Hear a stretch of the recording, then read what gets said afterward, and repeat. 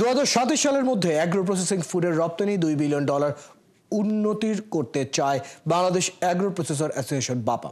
এজন্য ক্ষুদ্র ও মাঝারি শিল্পের আরও আধুনিকায়ন জরুরি।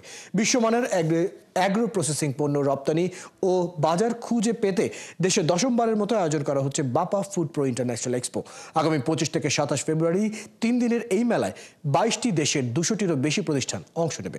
আন্তর্জাতিক সম্মেলন কেন্দ্র বসুন্ধরায় আয়োজিত মেলায় দেশের কৃষি, ফুড, ডেইরি ও বেভারেজ প্রক্রিয়াজাত পণ্য বিশ্বের সামনে তুলে ধরা হবে।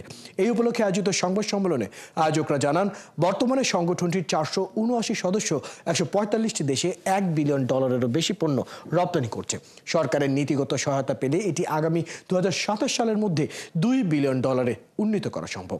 এ সময় শিল্পের উন্নতির সাথে সাথে কেন কৃষকের জীবন উন্নতি হচ্ছে না, সাংবাদিকদের এমন প্রশ্নের জবাবে আয়োজকরা বলেন, কৃষকের উৎপাদিত পণ্য সংরক্ষণের ব্যবস্থা করা গেলে কৃষকদের জীবনমানও উন্নয়ন সম্ভব।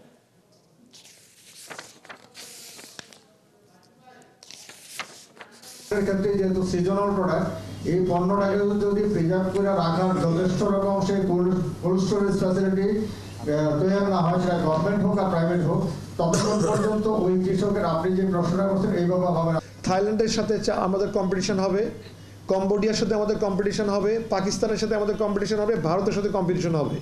এবং আপনি জেনে খুশি হবেন যে আমাদের উৎপাদিত চাল, আমাদের বাংলাদেশের কৃষকের উৎপাদিত চাল নিয়ে পৃথিবীর প্রত্যন্ত অঞ্চলে আমরা হাজির হব এবং উত্তর আমরা বাংলাদেশের কৃষিজাত পণ্যের যে সম্ভার বাংলাদেশে রয়েছে, এই সম্ভার নিয়ে আমরা পৃথিবীতে আরও ভালোভাবে এগিয়ে যেতে সচেষ্ট হব।